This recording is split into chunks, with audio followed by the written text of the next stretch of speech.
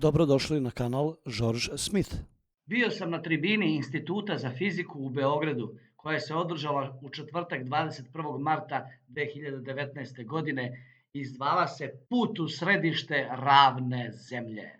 Na tribini su govorili Stanislav Milošević, astrofizičar sa katedre za astronomiju Matematičkog fakulteta u Beogradu, potom dr. Aleksandar Baucel, psiholog sa odeljenja za psihologiju Filozofskog fakulteta u Beogradu, zatim Vigor Majić, direktor istraživačke stanice Petnica, kao i jedna dama, dr. Marija Mitrović-Dankulov, fizičarka sa Instituta za fiziku u Beogradu.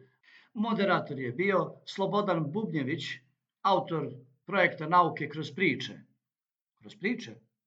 Ja sam mislio iskreno da će ovde biti nauka kroz dokaze, ali ajde, nema veze. Tribina je počela sa ovom ilustracijom ravne zemlje. Dugo se bavim ovom temom i pouzdano znam da niko nikada, ni jedan ravnozemljaš, ni u najluđim snovima nije ovako zamišljao ravnu zemlju, a kamoli ovo predložio kao neki model ravne zemlje. Ako mislite da je ova ilustracija delo nekog idiota, grdno se varate. Ovo je delo inteligentnog čoveka koji je ovu ilustraciju uradio sa predumišljajem, sa jasnom namerom da odvrati bilo koga, pa i posetioce ove tribine, da se dublje udube u ovu materiju i prouče ovu temu. Moram priznati da mu je emisija uspela, jer su učesnici, govornici na ovoj tribini, na tribinu došli potpuno nepripremljeni, kao što ćete vidjeti i sami kasnije. Počelo je lepo i ohrabrujuće ovim rečima moderatora. Nismo se okupili ovde da bismo ismevali ljude koji veruju da je zemlja ravna ploča. A nedugo potom je na perfidan način provukao ovu rečenicu. Dakle, ravnozemljaš u nekim drugim jezicima označava osobu koja je glupa. Dakle, to zaista tako. Dakle, u nekim jezicima to je sinonim za to. Dakle, ovo vama ne liči na ismevanje? Gospodin Milošević, astrofizičar, je bio još konkretniji. Dakle, ravnozemljaši ćete imati uvek, bilo ih je pre 300 godina, bit će i za 300 godina, bit će i za 1000 godina i tako dalje. Kao što ćete imati i raznorazne druge društvene devijacije. Dakle, a ravnozemljaši su društvena devijacija. To nije ismevanje, jel? Inače, gospodin Milošević sebe stavlja na pravu stranu, a ravnozemljaše naziva drugom stranom. S tim što ova druga strana koja nije naučna uopšte ne barata argumentima, nego barata neistinama. A vi baratate istinama, jeli, kao što je veliki prasak. Pa ovo je gore od ismevanja. Mislim, s obzirom da tvrdite da su ravnozemljaši i lažovi. Verovali ili ne, ovaj čovek je rekao i jednu pametnu, lepu rečenicu. Dakle, poenta je da se razvije kritičko mišljenje u školi gde će čovek biti sposoban da razlikuje šta je prava informacija u odnosu na pouzdanost izvora koji tu informaciju emituje.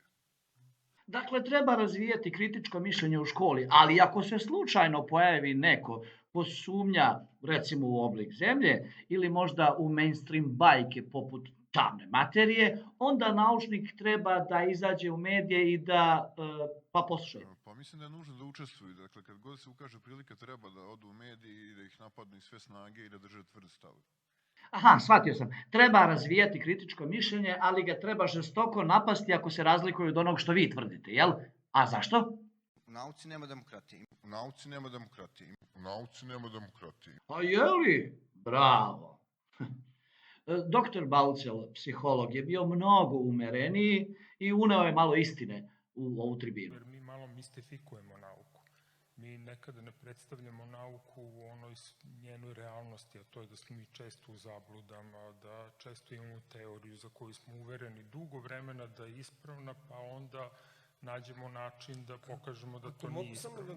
Pa nemojte tako, doktore Baucel, molim vas, kako možete da kažete da su česte zablude naučna realnost? U srce ste uboli astrofizičara Miloševića, on barata samo sa istinama. Posle ovoga se javio i gospodin Vigor Majić, direktor istraživačke stanice Petnica, sa jednom divnom rečenicom. Razna uverenja koja danas postoje su jedna, po meni, normalna stvar. Čovjek ima pravo da sumnja. Sumnja je, ako mene pitate, jedna veoma dragocena i značajna ljudska osobina. Sumnja je pokretač premišljanja, traženja za svežim novim idejama i ja vrlo poštujem ljude koji sumnjaju u razne stvari. Ali je, nažalost, nedugo posle toga sve pokvario ovom pričom. Znači, nije problem što vi imate ljudi koji veruju da je svet ravna ploča. Oni u stvari ne znaju onu pravu tajnu, onu najskriveniju tajnu i teoriju da je svet u stvari trougao koji leži na 12 trouglova koji se vrte oko svojih Eulerovih tačaka. Velikom brzinom, moram priznati. Ali to je mračna tajna i o njoj nikako ne treba pričati. Ima oni koji će to da protumače na jedan volšeban i opasan način. Gospodine Majiću, ismevanje zavijeno u sarkazam je još gori vid ismevanja. Tako da se nadam svemu najboljem, eto, da završim optimistički ovako sa jednim setnim optimizmom, da u stvari znajući tu tajnu tih rotacijama, tih trouglova i svemu ostalom, da u stvari slika postaje dovoljno mutna da mnogi budu zadovoljni zbog toga. Ne trebaju nama vaši trouglovi, slika je već dovoljno zamućena tamnom materijom. Onda se javila i jedina dama na bini, dr. Marija Mitrović-Damkulov. I njena nepripremljenost za ovu tribinu je najviše došla do izražaja. U stvari Aristoten je bio taj... Kako ste rekli? U stvari Aristoten je bio taj... Svaki glupi ravnozemljaš zna da se čovek zvao Eratosten, a ne Erastoten. Ruku na srce, možda je lapsus, a to može da se desi bilo kome, pa i jednom doktoru fizike. I ja sam se spetljao kad sam postavljao pitanje. Idemo dalje. U stvari Aristoten je bio taj koji je na neki način dao neki eksperimentalni, jedan od prvih eksperimentalnih dokaza da je Zemlja okrugla.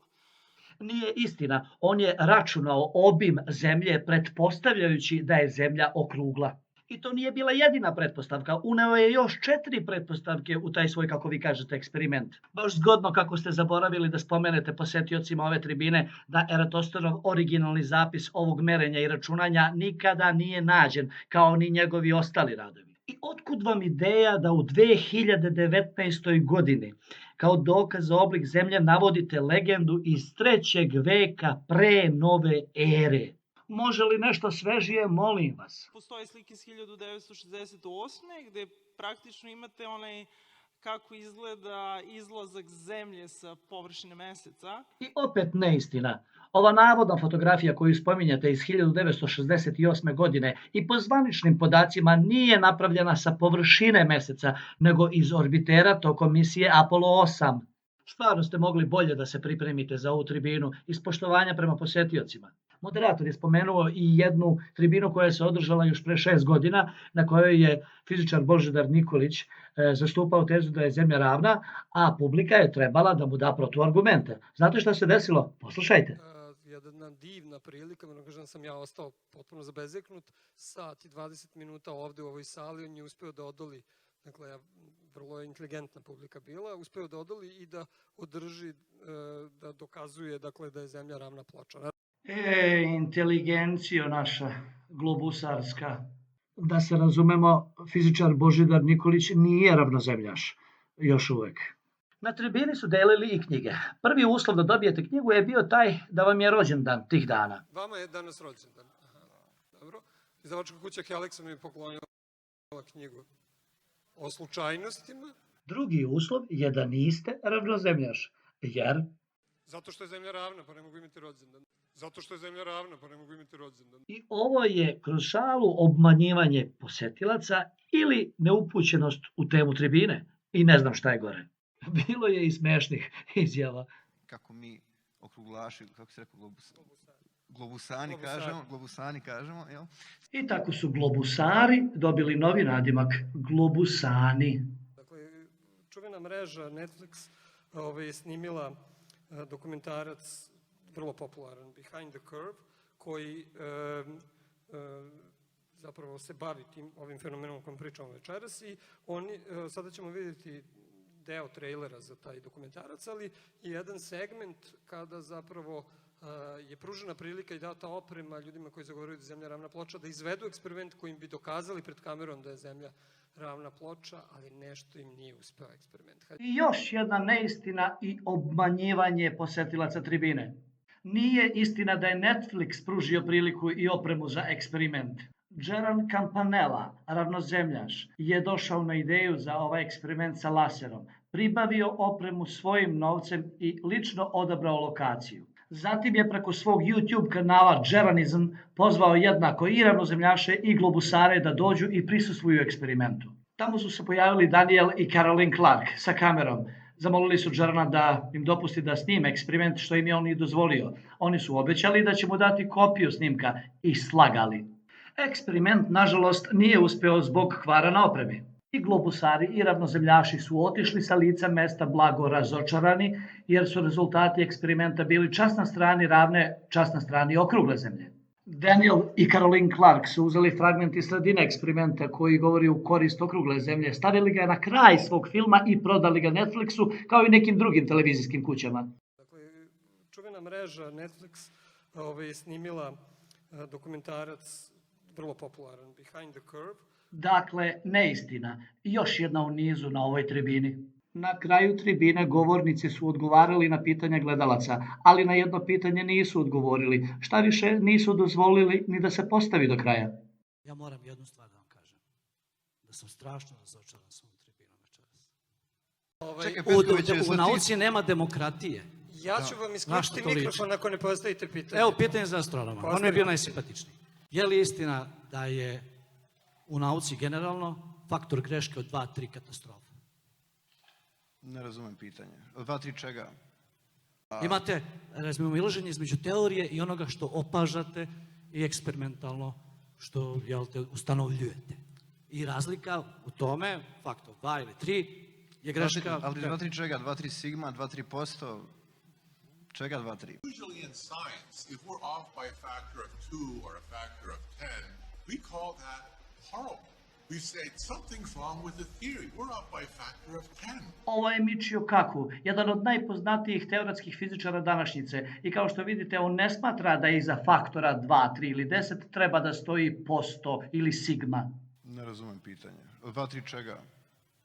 Nije problem što naš astrofizičar ne razume mene. Problem je što ne razume svetski poznatog kolegu teoretskog fizičara.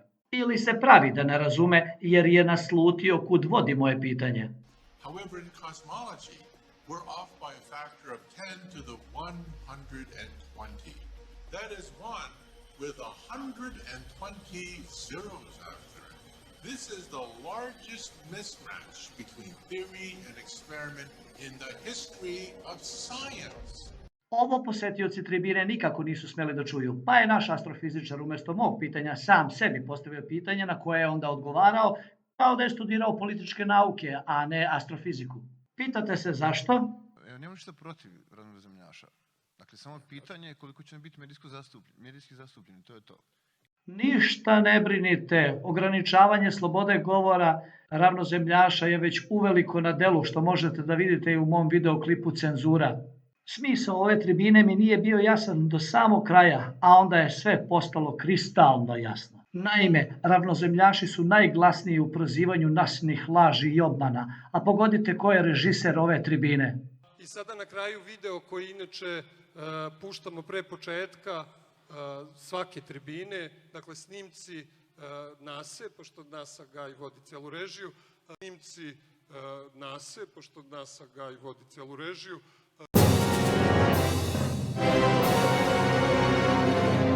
Thank you.